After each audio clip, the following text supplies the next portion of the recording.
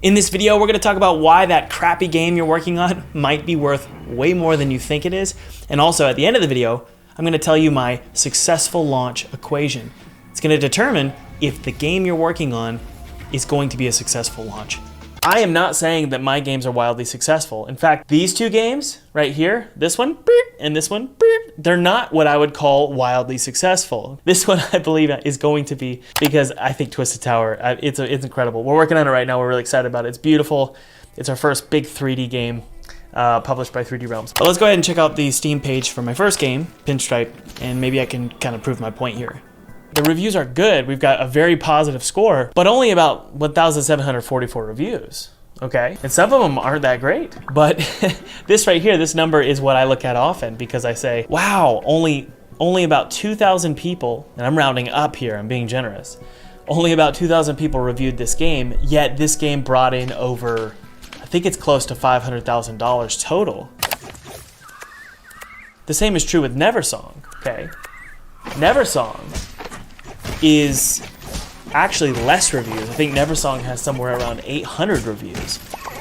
So how is Neversong supporting my family? How were we paying our bill? Just because, let's say your game isn't wildly successful on Steam, doesn't mean the game is not providing you income, okay?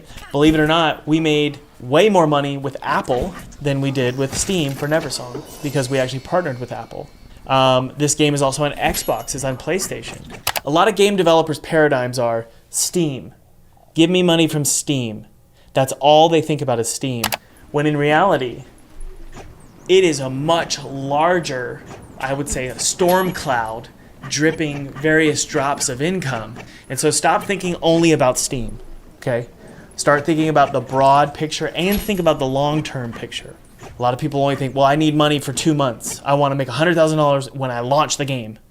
No, instead you should be thinking, how much money is this game going to make in 3 years, in 4 years? Because most game developers, or I say game developer hobbyists, meaning people who make games on the side, they have a target like this in their mind. They aim for the bullseye and they expect to hit smack dab in the center, which is lots of money from game sales. That's their expectation.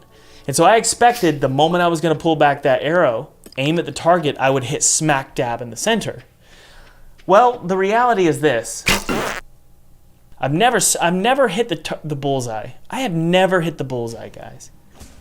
And when I think of lots of money, I think maybe $2-3 million per game. I've never hit the bullseye. And so a lot of you are going to hit here, okay? Let's just pretend that this number is $10. You made $10 off your game. And so what happens is you get really, really discouraged. And you think that you're not cut out for it. This is not the job for you. I mean, isn't it obvious? I mean, look at this. Of course this isn't the job for you. You can't even hit the target. What's wrong with you? But of course, guys, this is normal. This is life. It's any career. You're going to miss the target entirely at the beginning. And so I want to encourage you with some blunt words, which is don't be so immature to think that you're going to hit the target. Even the target being making some money with your first game. You tell yourself, I uniquely suck. And I put the word uniquely here. And guys, again, I'm talking to myself here. I used to talk this way to myself. What I mean here, what this phrase uniquely means, is that you are different than everybody else. So maybe you won't make any money and then you'll get like 5 people who leave comments that just say this game is crap, right? And honestly, guys, this is what I have to tell myself constantly, okay? When I'm feeling insecure, when I'm feeling like I really missed the mark with my games. It's a selfish way to think. And the reason it's selfish is because all these other hardworking game developers who are finally on their 10th game successful, it's almost like saying you deserve what they've got, when in reality, you have not done nearly as much work as these successful game developers. Okay. A great example I can think of is Jay Armstrong, the creator of Cult of the Lamb. You do not get this level of notoriety by just randomly releasing a game. Look at this, 53,000 reviews. So Jay has been making games as long as I have, which is 16, 17 years. none of them were this successful by far. He finally knocked it out of the park, and it took a lot of effort and a lot of hard work. This is my successful launch equation. This is like brilliant. This is like nuclear physics right here. FL stands for failed launch divided by 5. This equals 1 successful launch. Okay? So, I mean, honestly, it's a silly equation, but it helps me remember how infrequent a wildly successful launch is. Okay? And I'm just pulling these numbers out of my butt based on experience. But go ahead and write this down if you can, guys. How many failed launches do we need for 1 successful launch? Does anybody know how to do algebra? 5. That's right, 5. I would say that it's not that you spend 2 years making a game and you do that 5 times. That's 10 years. That's ridiculous. You need to be releasing small, tiny, crappy games, okay? And you need to do this as quick as possible. Just knock out this equation as quick as you can. And I think that's a great way to think. We need to think of these as battle scars, okay? Another way to think of it is reps, guys. You know, you're not going to get big and strong like Uncle Thomas here without putting in some reps in the morning. Do you guys see a common theme here? Obviously, it takes a while to release a great game. But the common theme here is something was driving these people to continue to make games, right? Something drove me to continually release games. Let's count how many games I've released. Coma, Skinny, Geometry Wars, Flash Geometry Wars. I totally ripped off Geometry Wars. Pans, Apples, Coma, Pinstripe. I'm working on Twisted Tower. And then 3 other mini games that I released last year. This is an interesting equation though, because I don't even know if there's a threshold. Like once you hit 5 failed launches, then I think the equation changes to just 1 launch equals a successful launch, meaning you've learned how to successfully launch a game, and then you can continually replicate that once you've accomplished this equation. I think that most successful game developers, I should have changed this text here, most successful game developers, this is what their target actually looks like. And I could say, this is what mine looks like. Now, notice it's not polarized.